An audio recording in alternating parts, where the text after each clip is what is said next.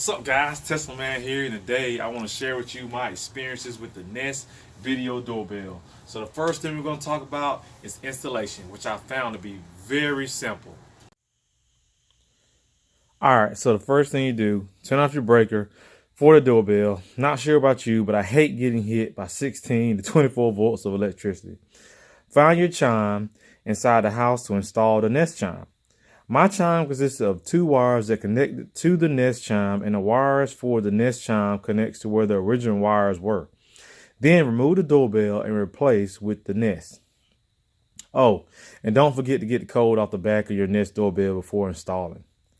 Turn the power back on and connect the doorbell to the wireless network using the Nest app. Drink your water, you're done. So the Nest doorbell is like having a grandmother that sits on the porch all day, every day. You know, she sees and hears everything. Or it could be described as a neighborhood snitch. So many analogies, I'm really not sure where to start. The Nest doorbell has a 3 megapixel 2K color sensor and 8x digital zoom. UXGA display for that additional fine detail, which helps to identify different people. An RGB light ring and status light and night vision. The Nest doorbell specs say they will operate at a temperature from 5 to 104 degrees Fahrenheit. So if you live in hell, the Nest doorbell may not be a viable option.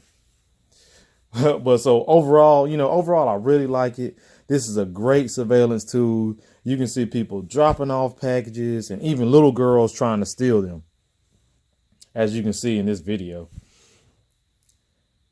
So just remember, in most cases, your remote connection to the Nest video doorbell is dependent on your data speed. So when you can't connect to the Nest server to view your doorbell, keep that in mind. Oh, and a notification via Google Home when a doorbell is rung.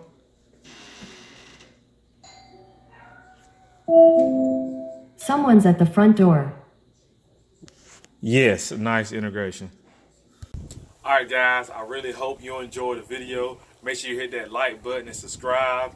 And hey, I'll see you guys next time.